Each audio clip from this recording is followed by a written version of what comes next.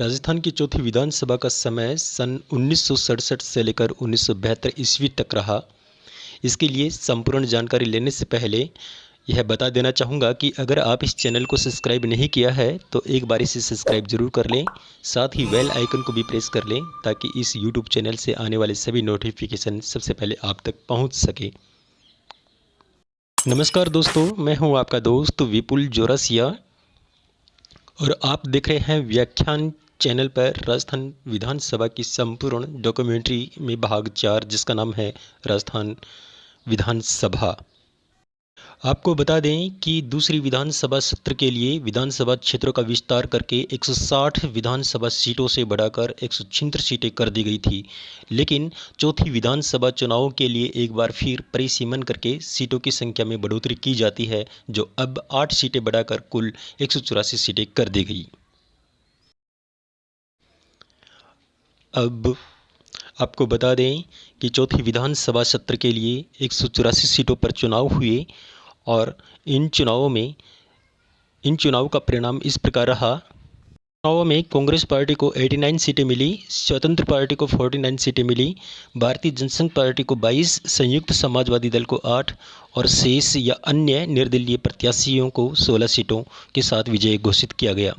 184 विधायकों में से महिला विधायकों की कुल संख्या 7 रही, अनुसूचित जाति के विधायक 31 रहे और अनुसूचित जनजाति के विधायक की संख्या 21 रही। इन चुनावों में किसी भी पार्टी को पूर्ण बहुमत प्राप्त नहीं हो सका, लेकिन कांग्रेस सबसे बड़ी पार्टी होने के कारण राज्यपाल डॉक्टर संपूर्णानंद ने श्री मोहनलाल सुखाड़िया को एक बार फिर सरकार बनाने के लिए आमंत्रित किया, लेकिन पूर्ण बहुमत नहीं होने के कारण सुखाड़िया ने सरकार बनाने से मना कर दिया, जिसके कारण राज्य में पहली बार राष्ट्रपति शासन लागू कर दिया गया था। राजस्थान में पहली बार राज्यपाल डॉक्टर संपूर्णानंद ने 13 मार्च 1967 को राष्ट्रपति शासन लागू कर दिया, जो 44 दिन तक रहने के बाद 26 अप्रैल 1967 को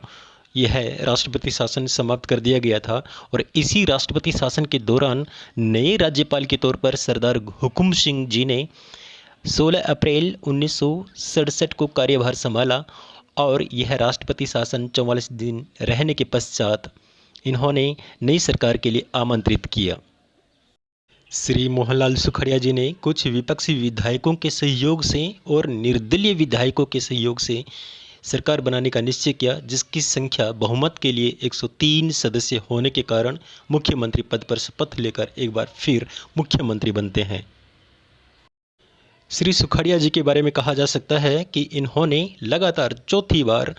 राज्य का मुख्यमंत्री बनकर सर्वाधिक लंबे समय तक मुख्यमंत्री बने रहे, जो अब तक का एक रिकॉर्ड है। इस प्रकार इन्होंने 3 मई 1967 को मुख्यमंत्री पद की शपथ ली और पहली बार राजस्थान में त्रिशंकु विधानसभा का गठन होता है। और इसी चौथी विधानसभा में अध्यक्ष के पद पर या विधानसभा अध्यक्ष के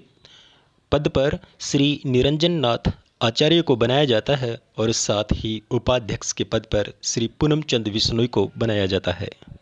और इसी के साथ विधानसभा में प्रतिपक्ष के नेता श्री लक्ष्मण सिंह बने रहते हैं।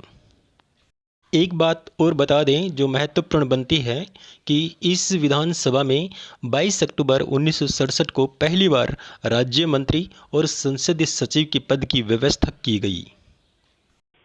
अब कह सकते हैं कि केंद्र में कांग्रेस सरकार होने के कारण केंद्र की बागडोर श्रीमती इंदिरा गांधी जी के हाथों में होने के कारण और श्रीमती गांधी जी के कहने से ही श्री मोहनलाल सुखाड़िया जी ने मुख्यमंत्री के पद से त्यागपत्र दे दिया और इसका समय 8 जुलाई 1971 को त्यागपत्र देने के साथ ही इनका मुख्यमंत्री के पद पर कार्यकाल समाप्त हो गया। और इसी के साथ ही सुखाड़िया जी लगातार 17 वर्षों तक राज्य के मुख्यमंत्री बने रहे।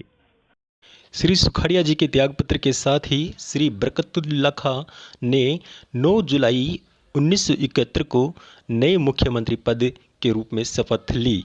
और इनके बारे में कह सकते हैं श्री बरकतुल्ला खां राज्य के पहले एवं एकमात्र अल्पसंख्यक मुख्यमंत्री थे। इसी विधानसभा में एक चौंकाने वाली घटना हमारे सामने सबसे पहले आती है और वो यह है कि श्री ओंकारमल चौहान को मंत्रिमंडल में शामिल कर लिया जाता है, लेकिन श्री चौहान विधानसभा सदस्य नहीं होने के बाद भी मंत्रिमंडल में शामिल किया जाता है और इसी के साथ विधानसभा सदस्य नहीं होने के कारण 6 माह बाद मंत्रिमंडल से हट जाते हैं। इसी के साथ ही आज की चर्चा में बस इतना ही। अगली चर्चा लेकर हम फिर मिलेंगे, शीघ्र ही मिलेंगे। तब तक के लिए धन्यवाद, शुक्रिया।